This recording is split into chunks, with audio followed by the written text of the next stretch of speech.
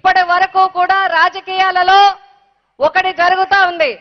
రాను రాను ప్రజాస్వామ్యంలో రాజకీయ పార్టీలంటే నమ్మకం పోతుంది, ప్రభుత్వాలంటే కూడా నమ్మకం పోతుంది, రాజకీయ నాయకులంటే గౌరవం తగ్గిపోతుంది.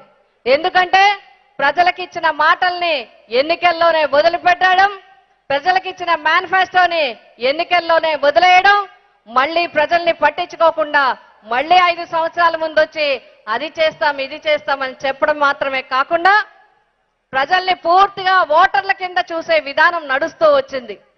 కానీ ఒక మార్పు వచ్చింది. ఒక్కొక్క నాయకుడు వస్తే ఒక మార్పు వస్తుందనే విధంగా నా ప్రజలకి ఆరోగ్యం బాగుండాలి, నా ప్రజల చదువు బాగుండాలి, నా రైతన్నలకి నీరు ఉండాలి, కాబట్టి నా ప్రజలకి కావాల్సిన ఇవ్వాలనే ఆలోచన చేసి ఆరోగ్యశ్రీ ఫీజు రీఎంబర్స్మెంట్ పెట్టిన ఒకే ఒక్క వ్యక్తి వైఎస్ రాజశేఖర రెడ్డి గారు అని చెప్పి మీ అందరికీ తెలియజేస్తా ఉన్నాం. అదేవిధంగా ఆయన తర్వాత మనకి ముఖ్యమంత్రిగా వచ్చిన జగన్మోహన్ రెడ్డి గారు ఒక అడుగు ముందుకు వేయడం జరిగింది, 10 అడుగులు ముందుకు వేయడం జరిగింది. జనాన్ని జనంగా మాత్రమే కాకుండా, పేదరికాన్ని పేదరికం మాత్రమే కాకుండా, పేదరికాన్ని గౌరవించాలి, పేదవాడిని గౌరవించాలి. బాబాసాహెబ్ అంబేద్కర్ గారు కానీ, బాబా ఫూలే కానీ, సంఘ సంస్కర్తలు ఏదైతే వారు అనుకున్నారో, ఏదైతే మనకి చెప్పారో, ఏదైతే ఆదర్శంగా మనకిచ్చారో, ఏ ప్రభుత్వంలో ప్రజలు చేయచాచి నాకు ఇది కావాలని అడుక్కునే విధం కాకుండా, ఆఫీసుల చుట్టూ నాయకుల చుట్టూ తిరగకుండా వాళ్ళకి హక్కుగా భావించి వాళ్ళని పేదవారిని గౌరవించి పథకాలు నేరుగా ఎవరికి ఇస్తారో, ఏ ప్రభుత్వంలో అయితే పక్షపాతం లేకుండా లంచం లేకుండా నాయకుల చుట్టూ తిరగకుండా పథకాలు పొందుతారో అదే నిజమైన ప్రభుత్వం అని చెప్పి వారు ఆ రోజు చెప్పడం జరిగింది. ఆ ప్రభుత్వాన్ని ఈ రోజు చేసి చూపిస్తున్న వ్యక్తి జగన్మోహన్ రెడ్డి గారు అని చెప్పి మీ అందరికీ తెలియజేస్తా ఉన్నాను. ఇందాకే మన సోదరుడు చెప్పడం జరిగింది, ఒక్క మాట చెప్పి నేను ముగిస్తాను.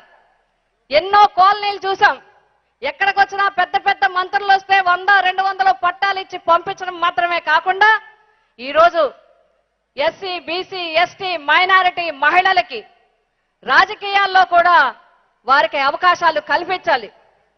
మాటల్లో కాదు చేతల్లో నిజమైన సాధికారత చూపించాలి. అందుకే రిజర్వేషన్లు కాకుండా ఇంకెవరైతే వెనుకబడిన జాతులు ఉన్నారో వాళ్ళకు కూడా రాజకీయ పదవులు ఇవ్వాలి, వాళ్ళు కూడా పరిపాలించే అవకాశాన్ని ఇవ్వాలని ఆలోచన చేసి ఈరోజు స్థానిక సంస్థల దగ్గర నుంచి అందరికీ కూడా 50% పైబడే అవకాశాలు ఇస్తున్నారు మన జగన్మోహన్ రెడ్డి గారు అని చెప్పి మీ అందరికీ తెలియజేస్తున్నాను.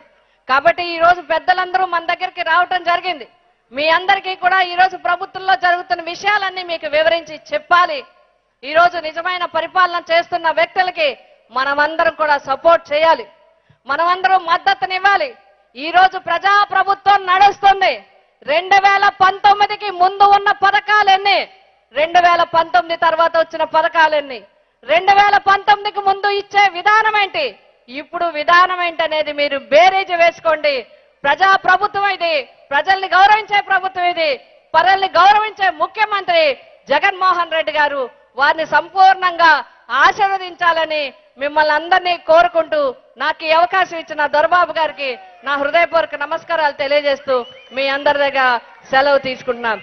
జై జగన్.